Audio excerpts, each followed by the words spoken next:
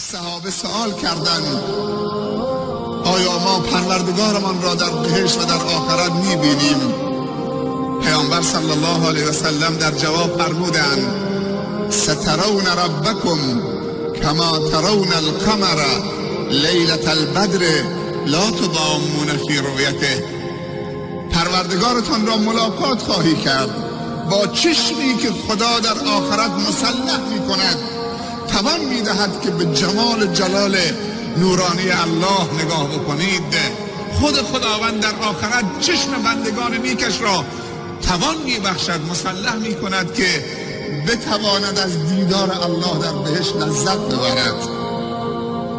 سترون ربکم کما ترون القمر لیلة البدر لا تضامون فی رؤیته. ربتان را می‌بینید، ملاقات خواهید کرد، دل